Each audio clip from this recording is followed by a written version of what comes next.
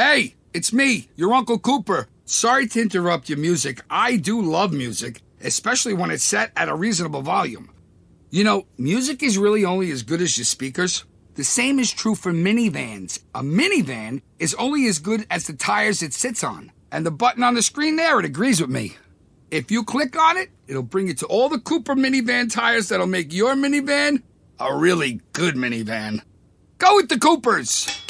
Cooper! Waiting for this light to turn green. I'm headed to work for a boss so mean. I'm gonna be late. She's gonna be... There are some things we should do alone, like sing in your car. If this light doesn't turn, I'm gonna scream. But when you gamble, you should always do it with others, because gambling with friends helps keep things in check. So go to keepitfunohio.com for more tips like this. Keep it fun, keep it social, but your singing? Maybe keep that to yourself.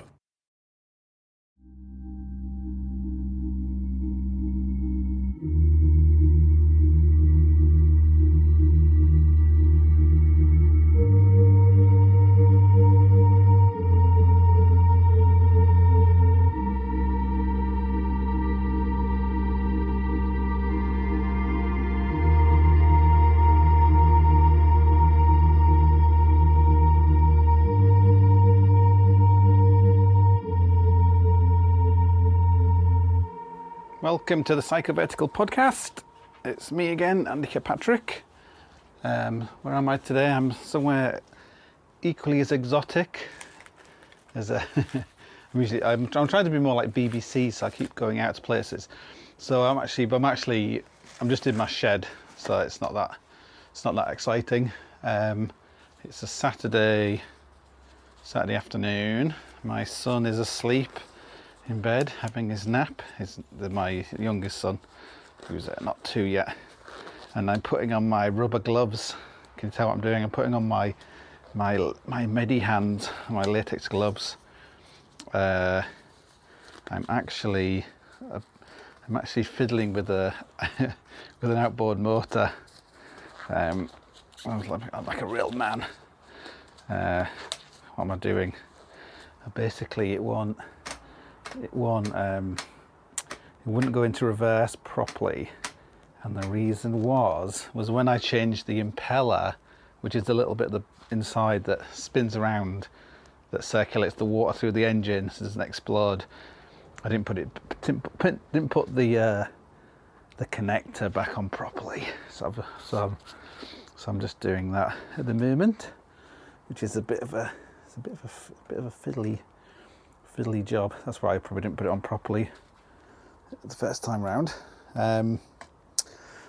So I thought I would kill two birds with one stone. I'd do my podcast, and I'd do this at the same time. What else do I need to do? I've been servicing this engine for ages. I've slowly been taking it all apart. That's my weights and nearby. Yamaha are very good. They're very they're great. They have really good instructions, like their old instruction manuals. I was wondering if Petzl or somebody, if that kind of inspired them for their kind of instruction manuals, because they're very, very similar. Sort of like the kind of instruction manuals that you can use even if you don't speak English or Japanese or something. So you can imagine someone in the middle of nowhere being able to repair something. Yeah, that's the problem. I can see now. So when it's in reverse, that's it. So what else I need to do to this engine? There's something else. I've already told this story. Maybe I told this story last time anyway, but I've still not mended it. I was in the middle of a lake. So the lake near here, it's called a Corrib. I think it's one of the biggest lakes in these islands, so including the UK. And on one end there's some quite big mountains. Like the highest mountain, if we call this the British Isles of England, Wales, Scotland, Ireland, the British Isles, and like England is Great Britain because it's the biggest of the islands, not because it's great. And so the highest mountain in the British Isles is actually in Ireland, not in Scotland. So, which is actually a great mountain down in Kerry. Highly recommend people go and climb it. There's a very kind of loose, kind of like almost like climbing in the Rockies kind of ridge that goes up it, which is Howling Ridge, which is like, if you can find a good hold on it, you might as well take it home with you, because that's, you know, it's probably worth something. And I remember did that with Vanessa when she was pregnant with Noah, and I think she was probably like 7 months pregnant, so she was like really pregnant. And when you get to the top, there's like you basically top out almost right at the very top of the mountain, and there's a big sign that says, you know, like, danger of death beyond this point. And there's all these like people like eating their sandwiches, and then this like this guy comes up, and then behind him like waddles this woman with a like pregnant woman. It was quite funny at the time. So that's anyway. So the Corrib, it's at the bottom. You've got this. It's kind of weird. On one side, you've got limestone. On the other side, you've got granite. So it's like some kind of big geological fault, which filled up with water at some point. And at the other end, you've got the Connemara kind of mountains, which some of them are there's a horseshoe there. Some amazing walks up there that no one ever goes there. It's like completely empty place. So it's where all the brigands and people used to live. Like the British built like loads of like roads and things to sort of carve it up, so it was easy to get the army around and chase after those brigands. So anyway, but when the wind, like right behind that is the Atlantic Ocean. So the wind comes in, goes up on top over the mountains, and then drops down onto the Corrib. And the Corrib is like a series of lakes, and with like, you know, sort of joining together. So it's because they narrow at the end. If you know what the throw is. Is it throw? Yeah. So you get the wave, and the wave like builds up to a certain height, and when it gets towards the end of the lake, the wavelength is. Would it be shortened, or would it get bigger or smaller? I'm not really sure. Anyway, the wavelength basically, because it gets narrower, the waves like increase in height. So you can have like quite small waves at one end, and at the other end, they're really big. So anyway, so loads of people die on the Corrib because it's people go out in their little boats, and it's nice weather, and then it sort of, you know, goes like really grim, and they drown. And there's loads of rocks under the water, so it's fairly deep. But the first person to survey it was Captain Blythe of Captain Blythe, Mutiny on the Bounty fame, and he came over to Ireland. That was his job. So doing that kind of job, which is kind of interesting. No, damn, that should be in neutral.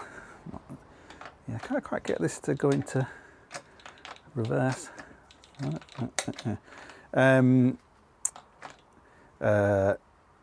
that's what was my point? Oh yeah, so I think I told this last time, our last podcast. We were out on the lake, and we managed to the engine stopped working, like right in the middle of the lake, and we had to start rowing. Well, Vanessa rowed. She's although she's like pregnant. She kind of likes that kind of thing. So I just like sat there, watched. Very modern kind of thing. I listened to a podcast recently, and they were saying about that men have never been. There's never been a point where men have been so. There's been so many men not in the business of working, job market, and a lot of them are down as being disabled, and a lot of them are. A lot of them just never had a job. Like loads of young people never had a job, and they were like looking at the stats, and a lot of these people watch on average about 2,000 hours of screen time a year, which is the same as having a full-time job. So yeah, why that is, it's kind of interesting thing. So that's right. Let me get this thing back in again. Yeah, I was gonna tell you. That was leading up to something, but I've forgotten it was now. So yeah. So yeah, today, I was going to. I think one thing I was going to talk about was I still got all these stupid questions. I've got these questions to answer, so I'm gonna answer one of those today. Actually, that's it. I think ages ago, I did this. I wrote some article, and it was about going back to. This was like a long time ago, probably like 2014 maybe. Like I went back to Hull, like where I grew up, and it was a friend of mine from Hull. He was doing a degree when I was living in Hull, and a guy called John Doran, and he went off, became like a journalist, worked for, magazines and stuff. And he ended up starting what was it called? That music website. It's got the same title as The Drug, Out of Children of Men. Can't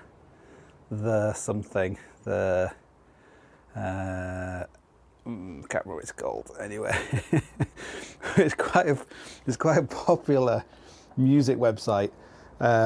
John Doran is called. Anyway, the something. Anyway, it's good. So I sort of bumped into John like over the years. I actually went climbing with him one time, and he actually ended up being part of a book. He wrote like a autobiography, and there's like a whole chapter about me and him going climbing. And like at the time, he was basically like a drug addict. He was definitely alcoholic, and he was also like a drug addict. Like he's from Liverpool, so he for some reason we're going to go climbing. He wanted to go climbing. I think it was part of him trying to stop being a drug addict. And he was like a journalist living in London, so it's kind of you're not going to manage to doing that kind of thing. So anyway, we went to Wales, and we decided to go and do, what was it? It was something but basically a scramble. Maybe it was like Groove Duret or something, but I'm looking back on it, I think that might have been too hard. No, I think maybe it was Groove Duret. And he was like in a total, he was just like I don't know if you've ever been climbing with a drug addict, but he was just a total mess, do you know what I mean? And it was like quite a warm day, and we started walking up to Groove Duret, and he had this like woolly hat on, and I'm like, John, like, why are you wearing that woolly hat? And he's like, oh, because whenever I have like really bad, if you ever take like acid or some really bad drugs, I always know that if I've got this hat on, I'm going to be okay. So that's why I had his hat on. So I remember there was a bit where there's like a dead sheep as you were like walking up the trail. So yeah, if you've ever done Groove Direct, like you kind of walk up to the side of Triffin, then you kind of traverse around this sort of ledge thing, this path.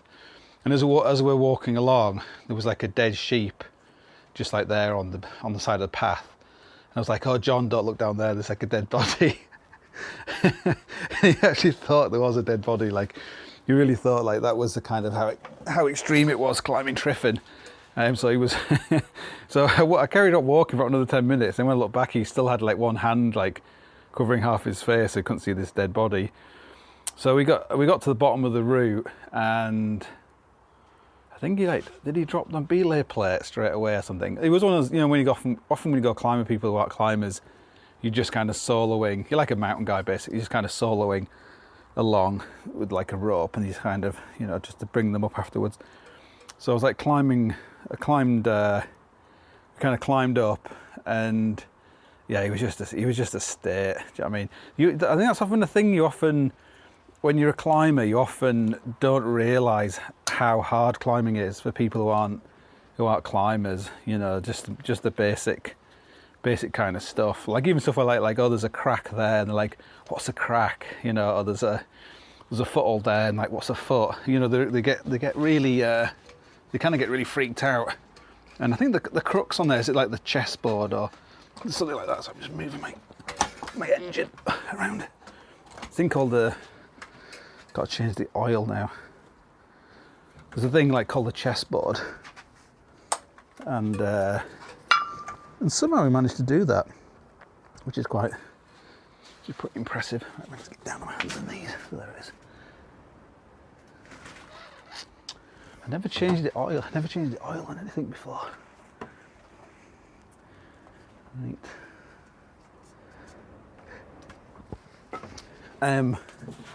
Yeah, so we managed. Actually, was 3 of us. We had somebody else with us as well. Anyway, eventually, he's like so hot. He was so sweaty and all that kind of stuff.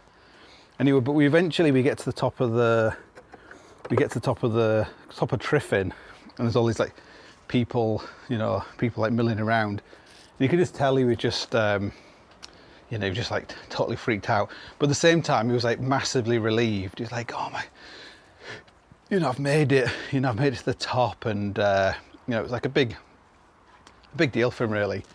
And then he suddenly like looked around. He was like, how are we going to get back down again?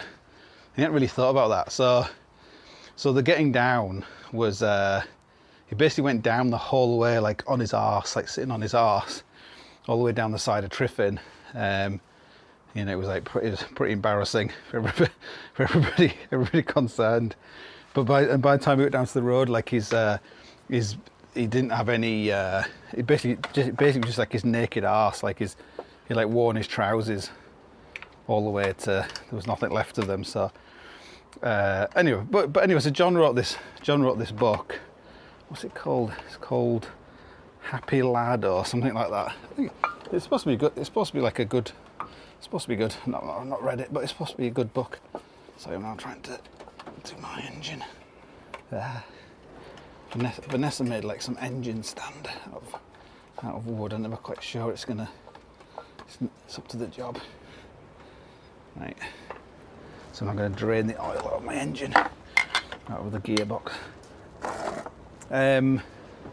Yeah, so he wrote this book, and I came over to Hull, and it was like his what's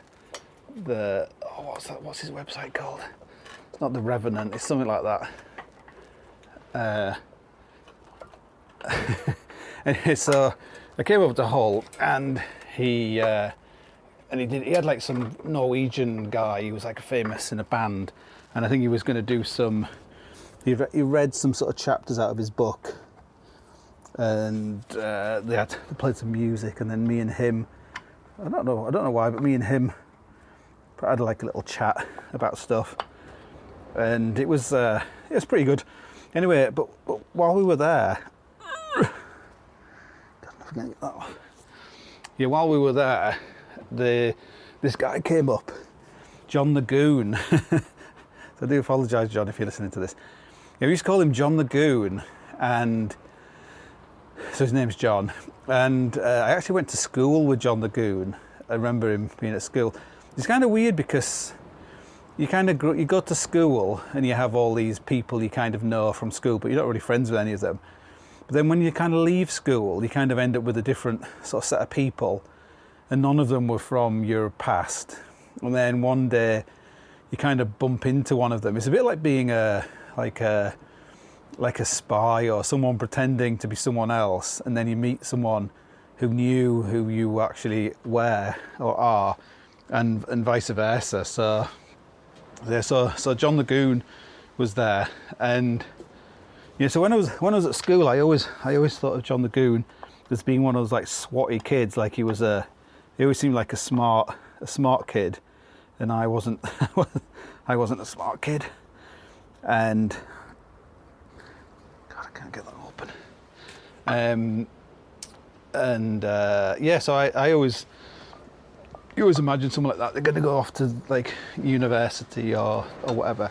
Like I'd love to know how many people actually went to university from that kind of year at school, because my sister was in another school, which when she got her O levels, whatever, it was the lowest performing school in the entire UK, and they for some reason they decided to amalgamate these two really terrible schools into one really massive shit school instead of two small shit schools. And then eventually they just like knocked the whole school down, hopefully with all the kids in as well and the teachers. So anyway, so but I'd not seen John the Goon. I don't know why we called him John the Goon. It was just it's like, I didn't call him John the Goon. It's just that when I kind of met him again when I was a kid, when I was like 18 or something, people called him John the Goon. Because he was like, all the people we hung out with were all students basically. So me and John the Goon were not students. We were like, we were on the dole, and luckily we managed to befriend all these students and realise that although we weren't capable of getting to university, we were probably just as hardworking as these people who were in university. This was in the times when people didn't pay for a degree. You just went and did a degree, and the state paid for it. Which, looking back on it, was probably a bad idea, because none of them seemed to really care about the fact that someone was paying them to have got to get a degree or whatever. And those were the days when people were like, oh, a degree's a degree, where now it's not. It's just like a degree. It's just like a form of debt, probably. So yeah. So anyway, so John the Goon was there, having not seen him for maybe like 20 years or something. And so I started talking to him, and he kind of looked exactly the same. Like maybe I looked exactly the same, but I definitely wasn't the same person. Like when I knew John, I was like living in a hallway, like in a squat, like signing on every 2 weeks, and that was the kind of my lot, really. And anyway, he told me that he was basically had been unemployed, like really not had a job after all those years. He was still kind of unemployed, and he was on some kind of, you kind of get off the employment register, or the list of people who are unemployed, by sort of faking you've got some illness. They'll say you've got some disability, and they'll just take you off the figures and say you're disabled, and or they'll tax credits. So John, this may be unfair saying this, but my impression was John had a business selling like nuts and bolts on eBay or something, and it probably wasn't making any money, but the government would just pay you the difference, so you had like a living wage, and the government paid it through tax credits or something. So did I? So maybe I know, but for some reason maybe I wrote about this at the time, but you're best not worrying too much about people thinking, reading what you write, or you don't think like that, because you'd never do anything. But about a year ago, I was on like a podcast, what's it called? Unconventional Soldier podcast. And I kind of, for some reason, that came up about John, but I didn't mention John's name. But I doubt anybody would know if you said a guy called John who lives in Hull. I don't even know who it was. Anyway, but I mentioned, oh, I knew this guy, and he's like basically never had a job in his entire life, and isn't that terrible?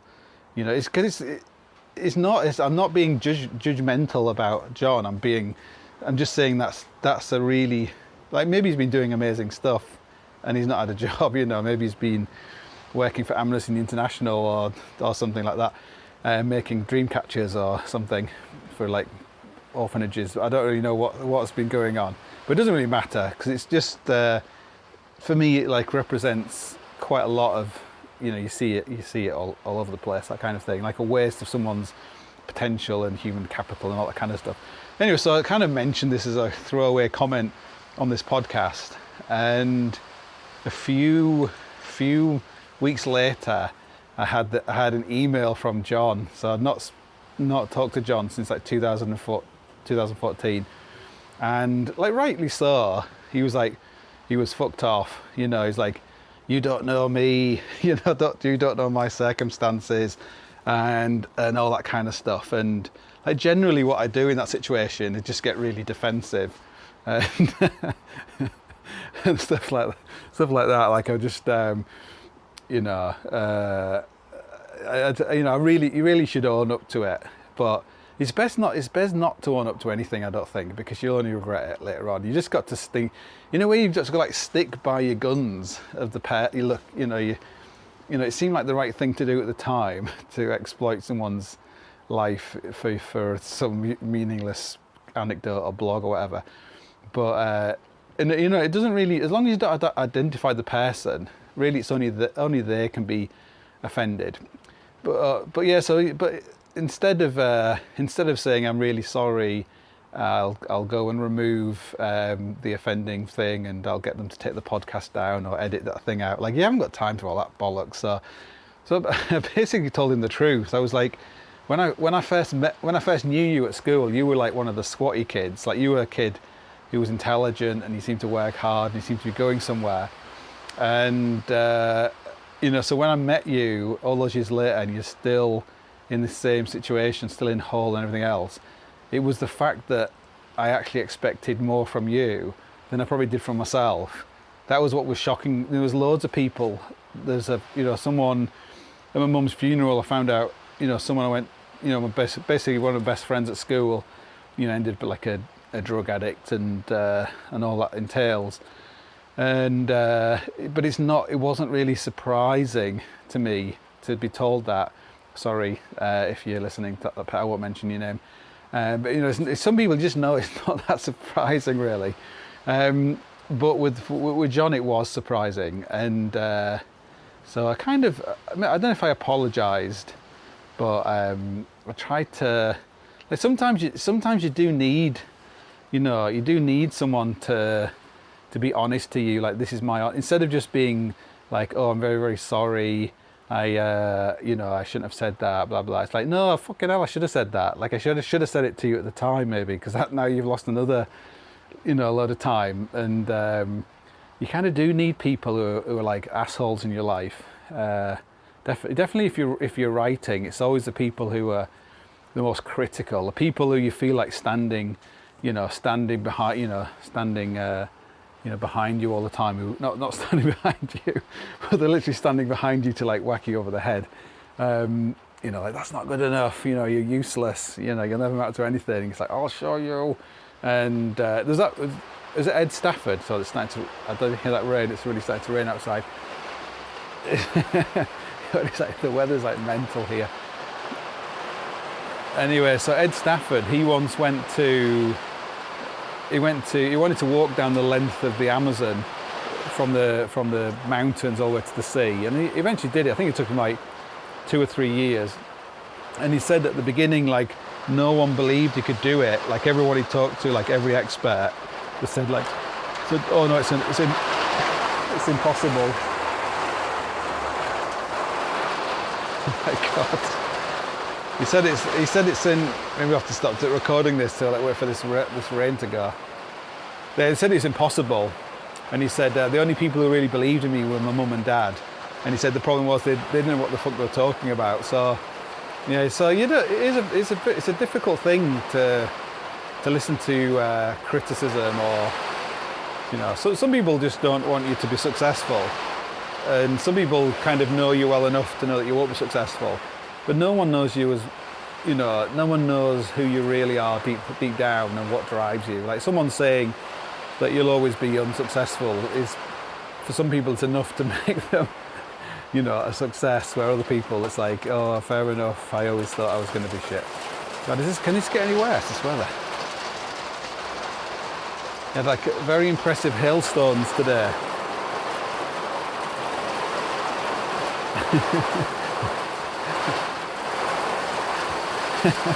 Welcome to Ireland. It might calm down. The Atlantic Ocean is literally about 200 meters from my house. So this is like a proper wall coming off the Atlantic Ocean. Right, I'm going to go back. I'm going to get back onto my hands and knees and try and do this screw. I don't have to go inside.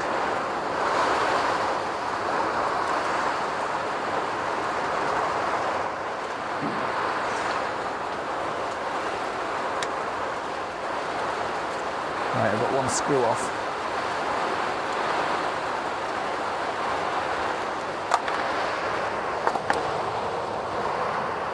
Another screw off. Where's the screw? Right, so I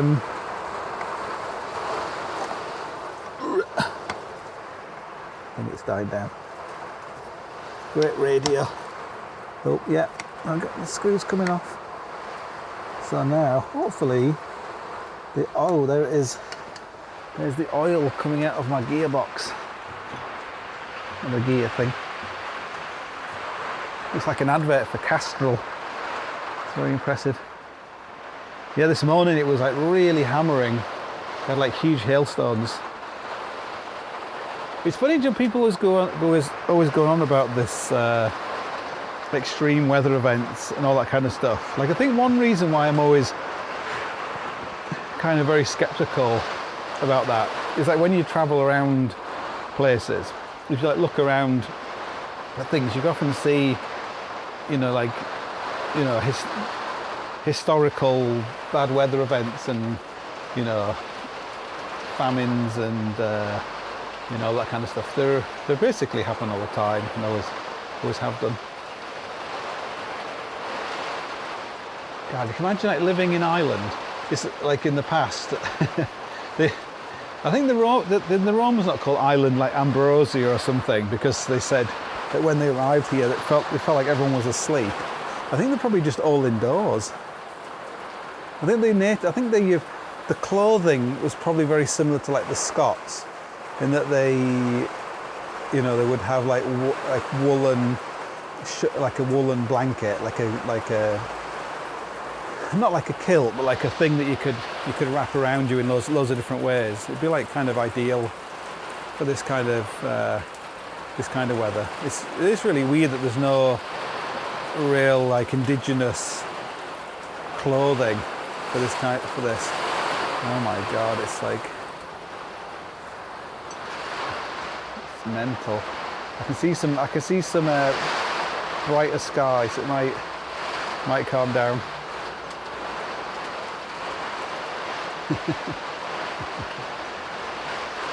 You need a good roof around here, that's for sure. This would be a really good place to test clothing, test waterproof clothing.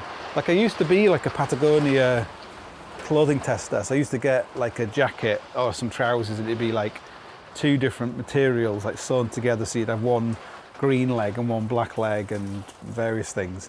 So you'd always like walk around looking like you were a clown or somebody.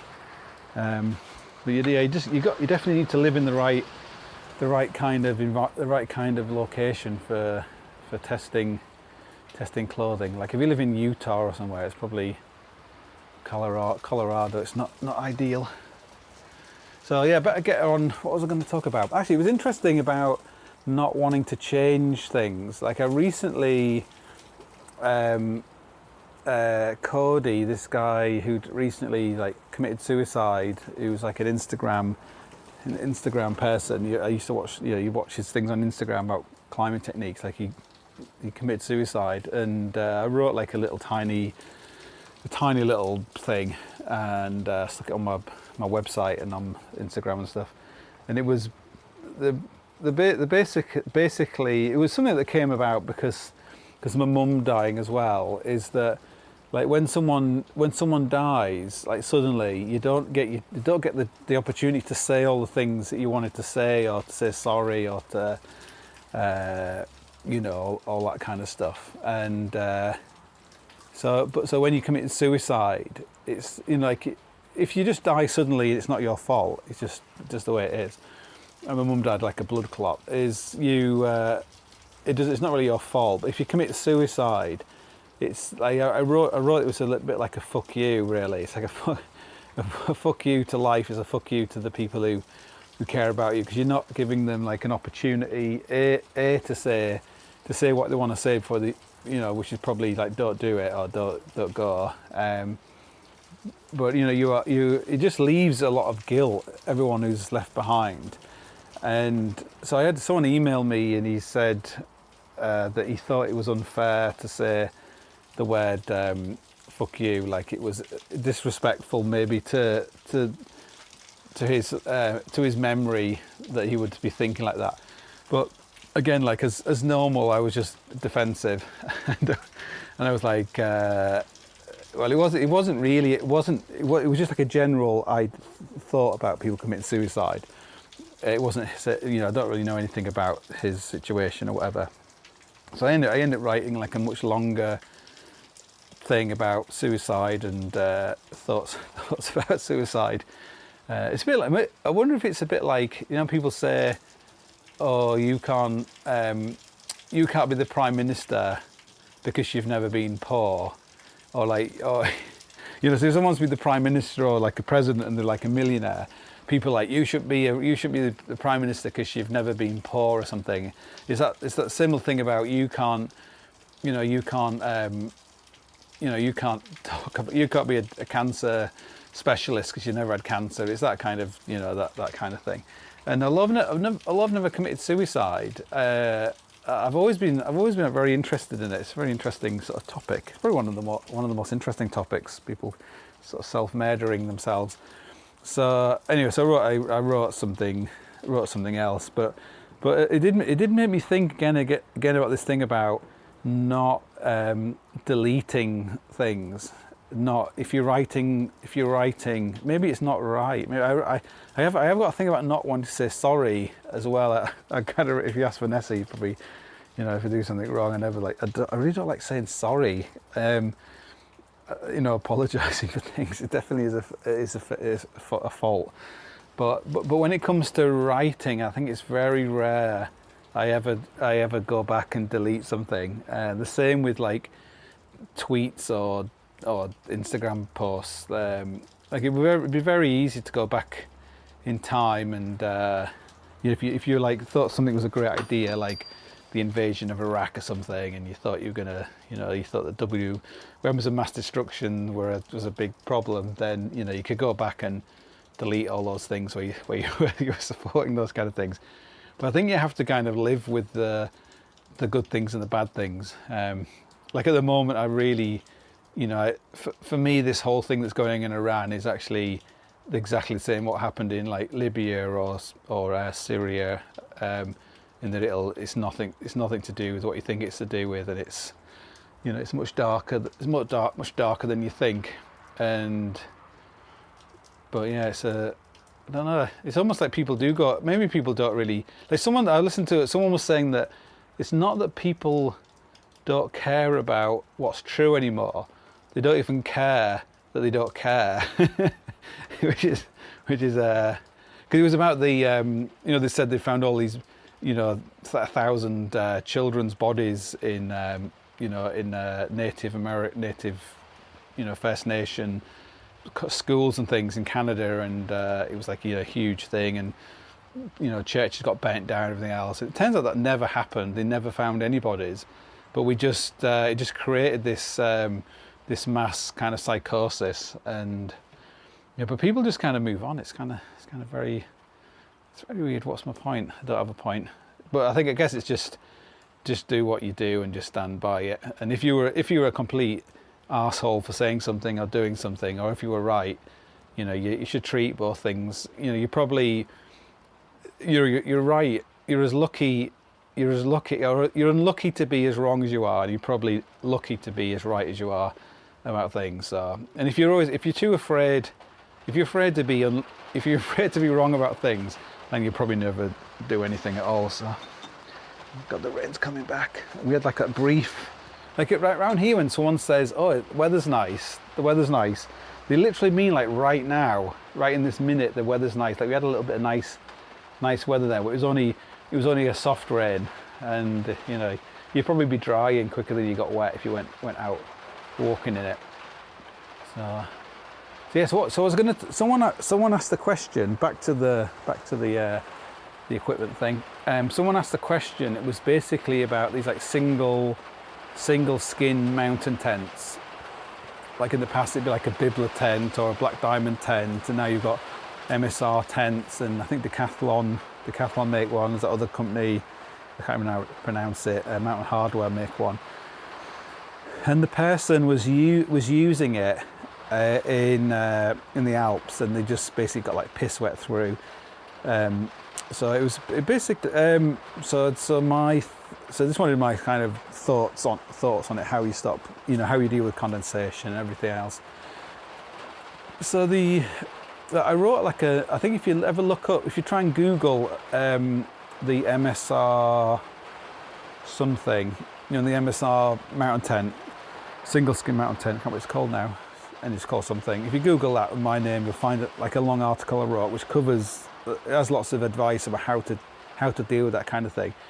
But on the subject of condensation, you're always going to get condensation. You're always going to get condensation, like in any tent. But sometimes you're not as aware of it, because generally a 2-layer tent, like the inner tent, the material is actually it's generally kind of absorbs moisture, where the outside of the tent is aquaphilic,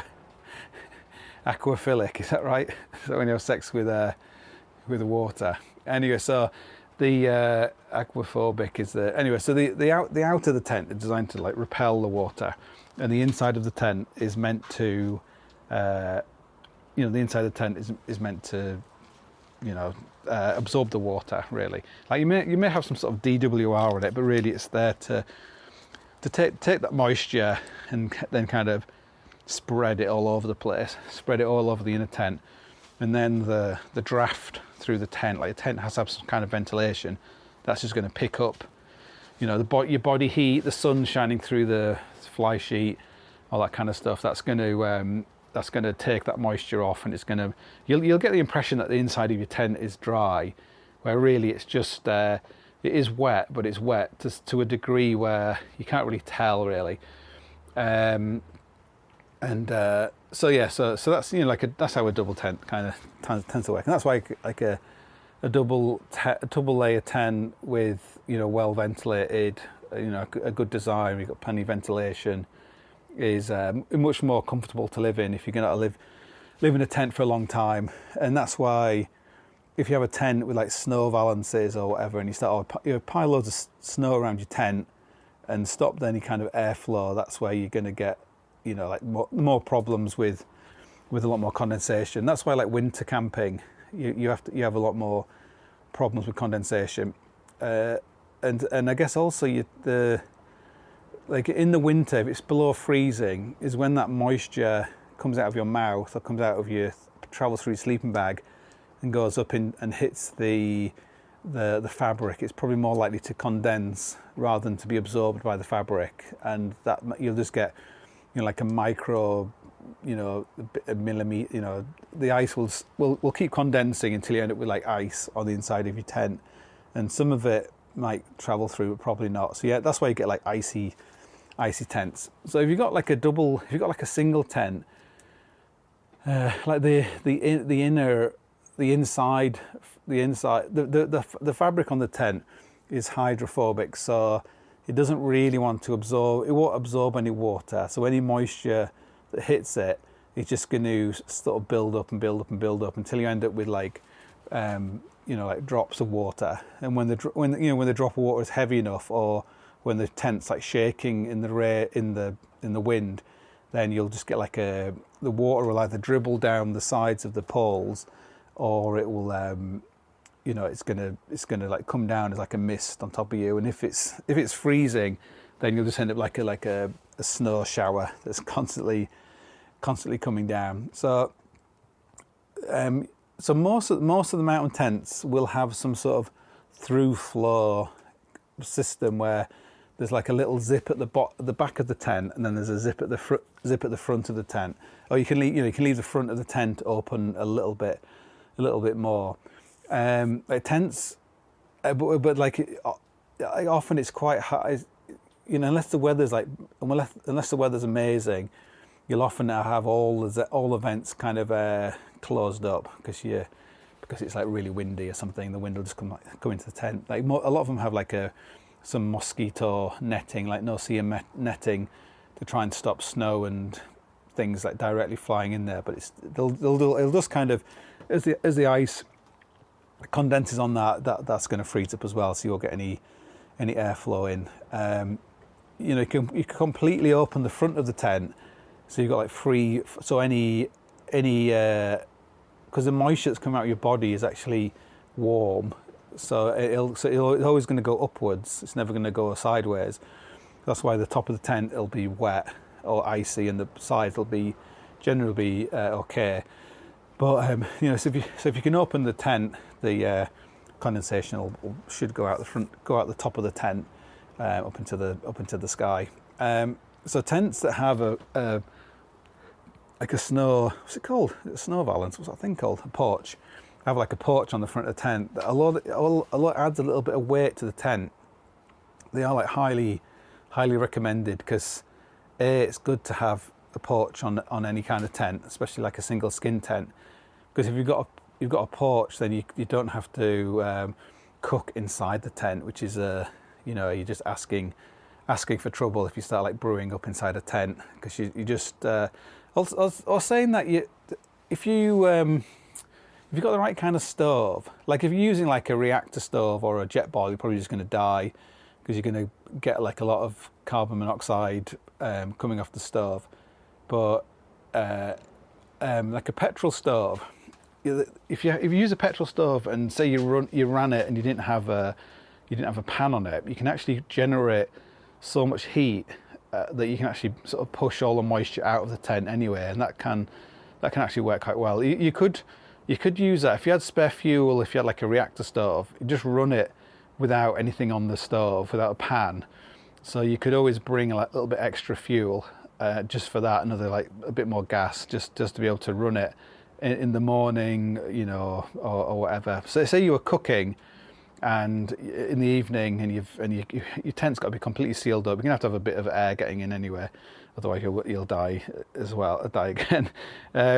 You could run your stove a little bit longer just to try and push out that extra moisture through the material. Because although it's supposed to be breathable, it's like how breathable it really is kind of questionable, especially if it depends. Some of them, the material is just hydrophobic.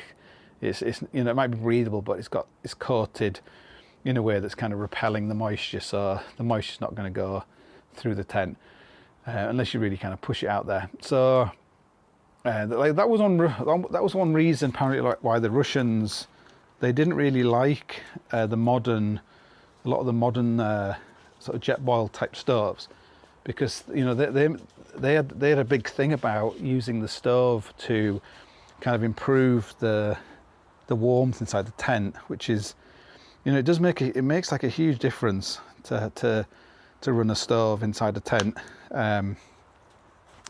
If you've not done it, I'd give it a try.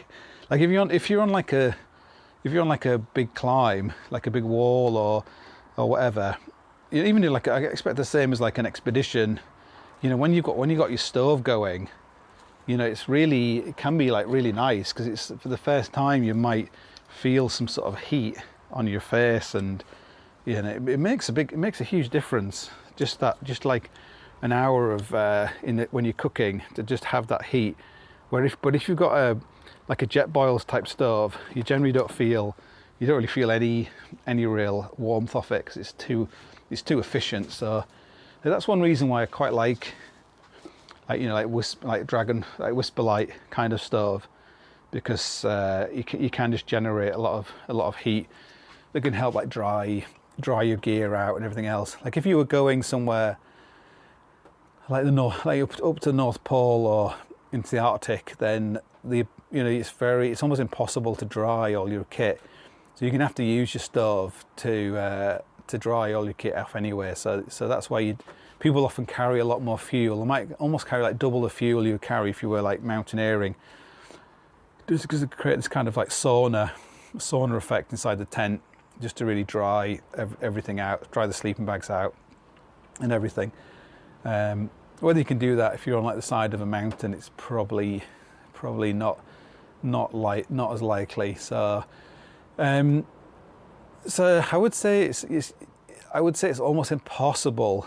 It's almost impossible to get away with without having tons of condensation tons of condensation. Right, I'm going to inject this oil into my engine. Yeah, so it's impossible to it's impossible to get away with it really, to get away with without getting condensation. So that's why you kind of need a. That's always a strange noise. That's why you kind of need a system, which is. Never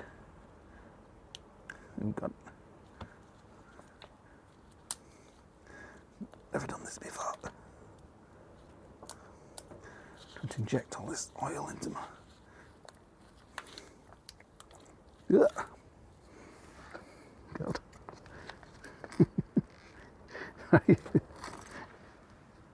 Now that is a messy job. That is fucking messy. Right. So you need a system that doesn't matter if it's gets wet and sort of damp so you need like I would say like synthetic sleeping bags, although they're a little bit heavier than a down bag. The difference psychologically, if you're in, if you're on like open bivouacs with bivy bags, or you're in tents, and generally what you do is you carry one bivy bag and one tent, and if you're on the ledge, if you can only find a small ledge, then one person sleeps in the bivy bag, one person sleeps like wrapped up in the tent like a bivy bag, and then ideally you're going to find places to put your tent up, and but in either situation, having a synthetic sleeping bag like psychologically is like amazing difference. Like you will, if you like I've done like routes where on the first night you wake up and your bag's basically piss wet through from your bivy bag or from some situation, and it really weighs on you, because you know that if things get bad, you're kind of screwed. Like if you can't get down and your sleeping bag's all wet, you're like, what are you going to do about it? It's very it's kind of very scary. So having a synthetic sleeping bag, it is a little bit bulkier, but it makes a huge difference. I'm a really big fan of I've said on here before of quilts, like a synthetic quilt, one that would go for two people.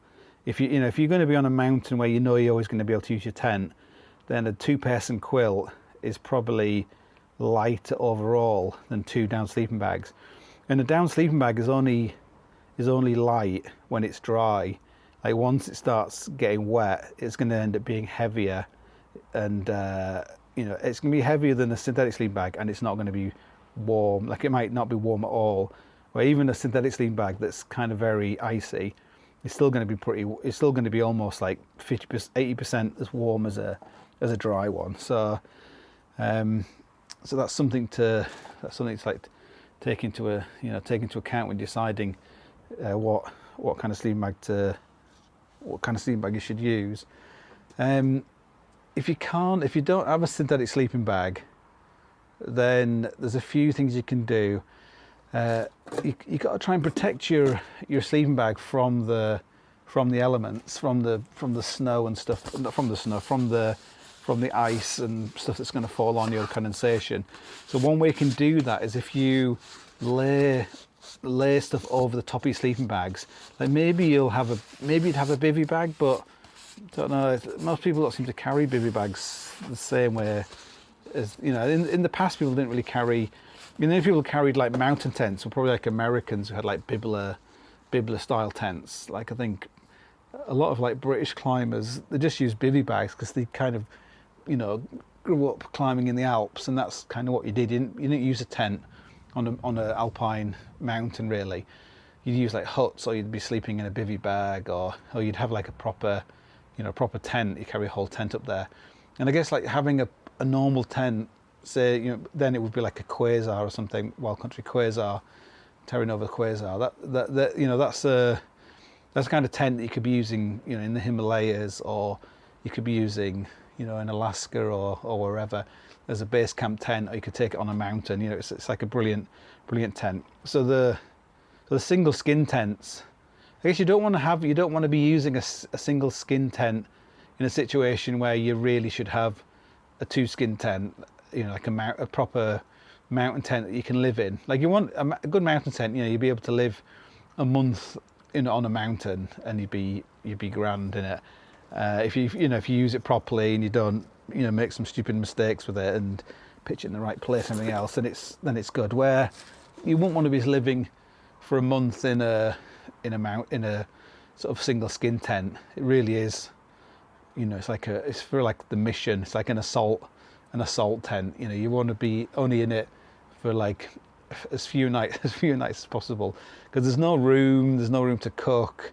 If you have to sit up inside it, cross-legged, you want to be in your sleeping bag. You want to be cooking in your sleeping bag. You don't want to be like cross-legged, get everything. Like, and also you don't want to get everything out of you if you can avoid it. You want to cook and then get your sleeping bags out. Don't be getting sleeping bags out and moving around and the snow's falling in them and everything else. It's just like a nightmare. So that's why a porch is good, because at least with a porch you can you can dig a little pit in front, so you've got a bit more space to you can cook inside when you're inside your sleeping bags. You can open the porch a little bit to let the air vent through, get rid of the condensation from the stove. Like basic stuff, just try and avoid boiling anything. You don't want to have any rolling boils, because that's going to just pump all that hot water into the tent.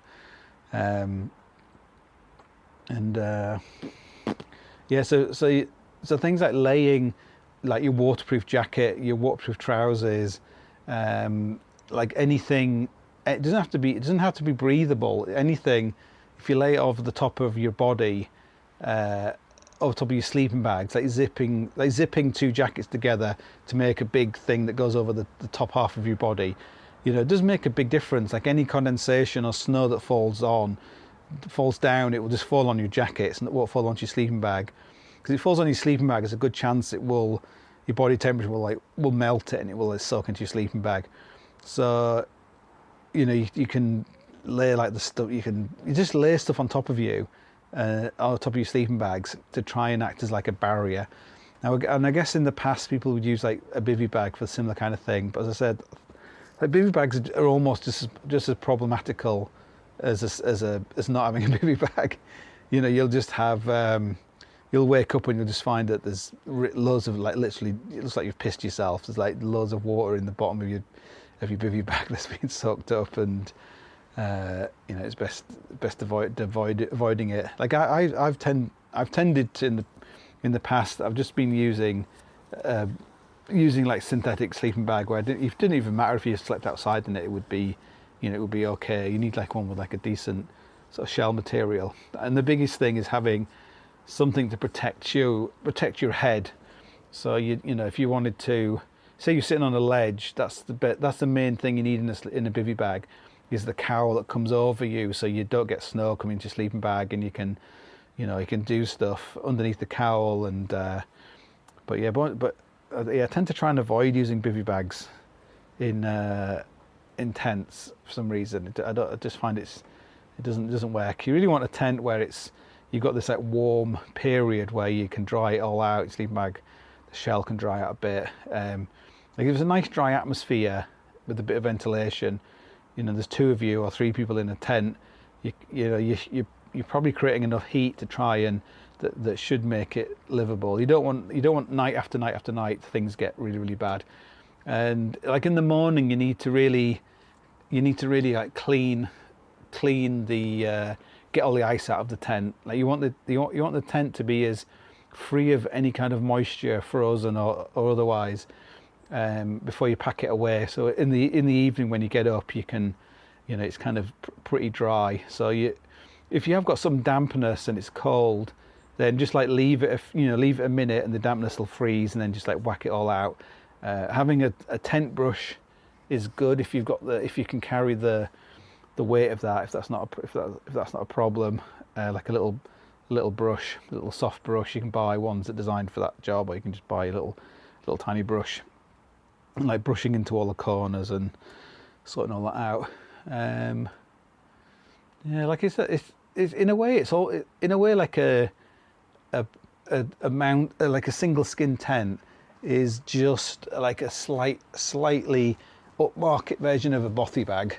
And you know what a bothy bag's like. It's not, you know, it's not conducive to anything apart from not dying, really. So mountain tents, a similar kind of thing. Anything else to add to the mountain tents? I think the rain has now stopped. So for a second, I can run back inside, make a cup of tea.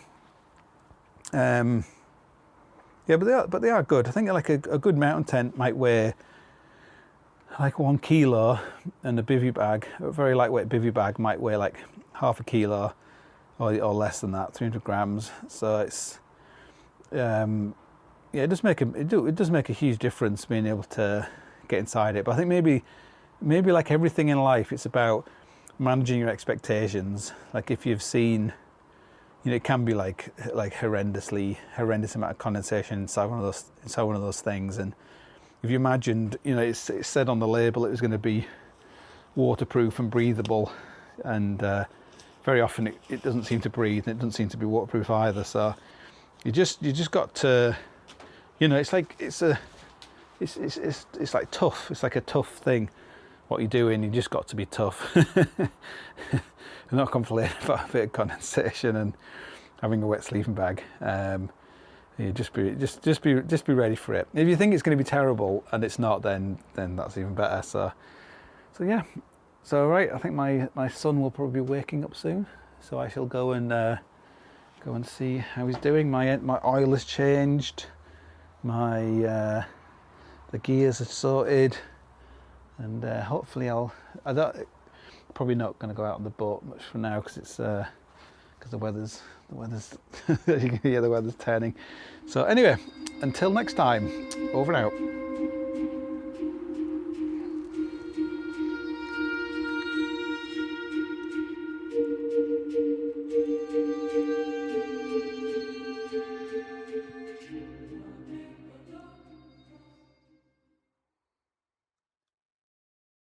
Waiting for this light to turn green. I'm headed to work for a boss so mean. I'm gonna be late. She's gonna be... There are some things we should do alone, like sing in your car. If this light doesn't turn, I'm gonna scream. But when you gamble, you should always do it with others, because gambling with friends helps keep things in check. So go to keepitfunohio.com for more tips like this. Keep it fun, keep it social, but your singing? Maybe keep that to yourself.